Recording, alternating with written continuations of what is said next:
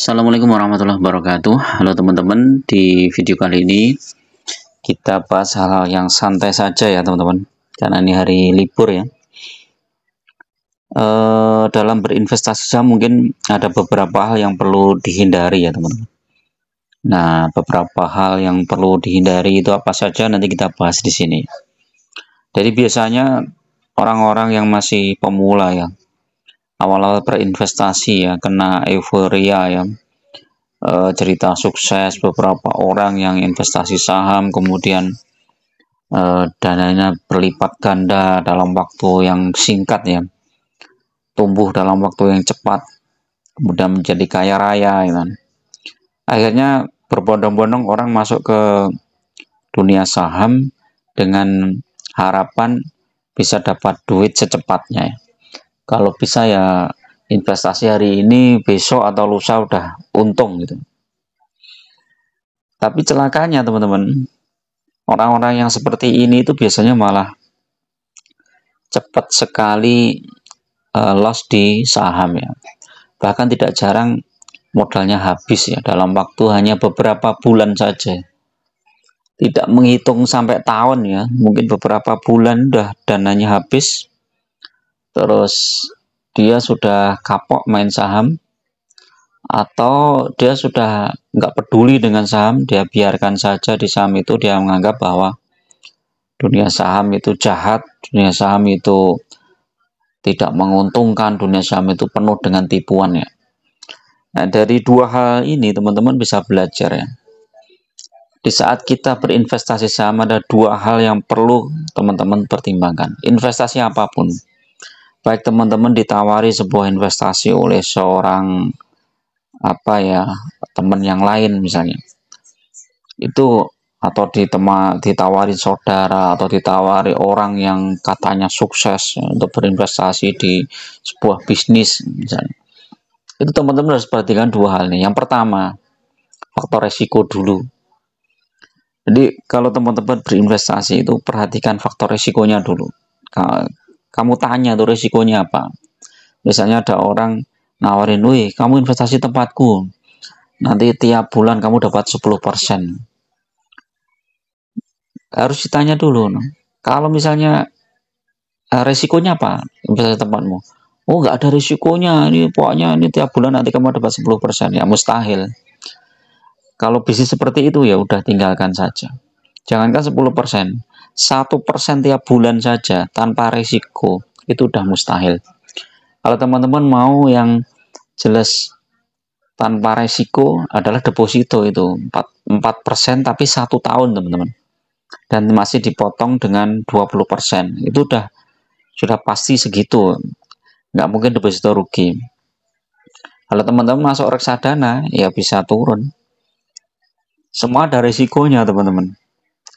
Nah, deposito karena faktor bunganya tinggi, rendah, dia resikonya ya cuman dapat segitu aja. Teman-teman masukkan 100 juta ya dapat 3,5 atau 3,8 juta gitu. Karena kalau 4% kan 4 juta dipotong 20%, jadi 4 juta dipotong 800, berarti kan 3,2 juta setahun. Nanam dan modal di situ 1 tahun 100 juta cuman dapat 3 juta. Nah, jadi kalau ada yang nawarin, bisnis ini tanpa risiko, udah tinggalin aja. Pernah juga itu yang robot trading itu kan, kita tinggal masukin modal di situ, ya nanti yang trading robot gitu kan. Katanya selalu berhasil, ternyata ya enggak, banyak yang dibohongin, banyak yang ditipu dan itu. Nah, dalam dunia saham itu juga gitu teman-teman. Jadi teman-teman harus mempertimbangkan faktor risikonya dulu. Risikonya apa? Atau risiko terberatnya apa? Terus potensi profitnya berapa persen misalnya. Kalau kayak dunia saham, potensi profitnya ya, kalau teman-teman milih saham-saham yang bagus fundamentalnya ya lebih besar dibandingkan dengan risiko ruginya. Nah, ada beberapa hal ya yang perlu dipertimbangkan. Ini saya baca di ini ya. Ini 8 kesalahan, tapi ini kayaknya terlalu banyak ini. Kita yang pokok-pokok aja ya, ini tidak berinvestasi.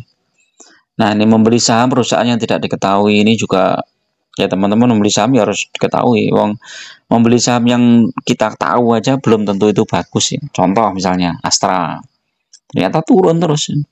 Telkom turun. Ini saham-saham yang kita tahu ternyata turun ya.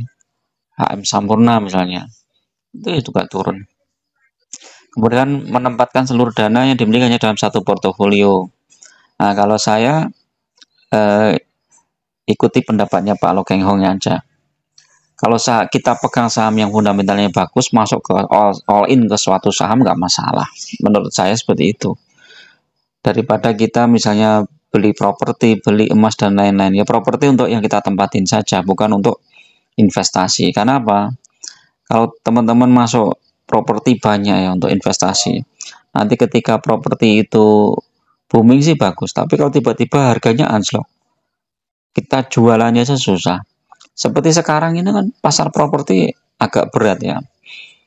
Kita jualan, misalnya kita punya rumah, punya tanah, di harga di atas 500 juta aja udah agak sulit jualnya. Coba kalau kita punya saham, misalnya punya saham BCA 500 juta, 5 tahun yang lalu aja 500 juta, sekarang udah nilainya udah 1 M lebih, dijual 1 hari pun selesai bisa. Dan aman, saham-saham yang di perbankan itu kan aman, tumbuh terus. Walaupun pas COVID turun, nah, tapi nggak nyampe setahun dah lebih tinggi lagi. Emas itu ada risikonya juga teman-teman. Kalau saya emas itu secukupnya aja, nggak usah banyak-banyak. 50 gram lah, nggak usah banyak-banyak sampai 100 gram atau 1 kilo. Kecuali memang teman-teman duitnya berlebih, tapi punya emas 1 kilo itu nilainya kan 1 miliar ya, mungkin ya sekarang ya. 1 miliar itu teman-teman nyimpennya itu udah setengah mati itu di rumah. Kalau lebih aman di safety box di bank ya, itu pun kita harus bayar ya, tiap tahun ada nilainya, harus keluarin, terus kemudian ada zakatnya juga. Tapi kalau saham 1 miliar kita tenang-tenang aja, disimpan di sekuritas yang kita percaya, dan sekuritas itu sudah lama, kita nggak masalah. 1 miliar itu ya tinggal nanti kalau kita misalnya pegang saham yang bagus ya, dividennya misalnya besar ya, kayak ITMG ya, Daro, BTPA gitu kan, 1 miliar tiap tahun dapat dividen ya 16%, 20%. Kalau dapat 20% ya 200 juta, udah langsung masuk ke rekening. Kalau kita mau ambil ya tinggal dicairkan gitu aja.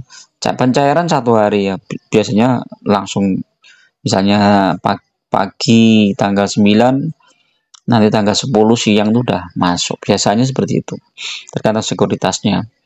Nah, kalau teman-teman punya emas 1 kilo, pengen mencairkan ya, teman-teman harus jual di toko emas. Itu pun tergantung harga emas. Kalau harga emasnya pas turun ya kita rugi. Ya ini hampir sama lah dengan saham. Cuman kalau kita pilih saham-saham yang fundamentalnya bagus ya akan naik terus. Itu ya teman-teman. Jadi kalau mau naruh portofolio boleh, kalau menurut saya di saham nggak masalah sih. Cuman sahamnya untuk lebih amannya mungkin teman-teman bagi beberapa, misalnya ada sektor batubara ada, kemudian sektor perbankan ada, sektor konsumer ada gitu kan. Kalau mau sektor apa ya, properti mungkin nggak masalah lah, tapi pilih yang benar-benar bagus ya, pertumbuhannya bagus ya, misalnya kayak Dimas, Delta, Pura Delta itu kan, itu juga ininya bagus lumayan, dividennya juga cukup besar. Itu ya. Terus berikutnya berharap terlalu banyak ya, ini biasa aja. Nah ini teman-teman, menggunakan uang panas. Jadi untuk berinvestasi saham itu teman-teman jangan menggunakan uang panas ya. Jadi misalnya uang itu dipakai untuk belanja bulanan ya jangan dipakai untuk saham. Lebih baik teman-teman investasikan dari uang dingin. Jadi misalnya pendapatan teman-teman 10 juta misalnya sebulan, 20% masukkan ke saham, sisanya untuk biaya bulanan misalnya kayak gitu kan bisa. Atau 5 juta, pendapatan 5 juta, 20% masukkan saham. Itu ruang dingin nih.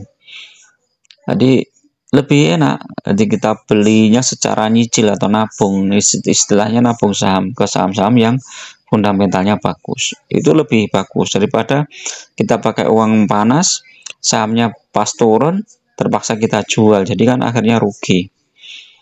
Tidak sabar nih penting teman.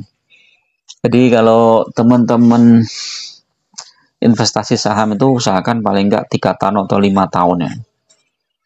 Kalau cuman sebulan, 2 bulan atau 6 bulan itu biasanya masih kurang menggigit ya. Taruhlah misalnya kita beli saham ITMG ya.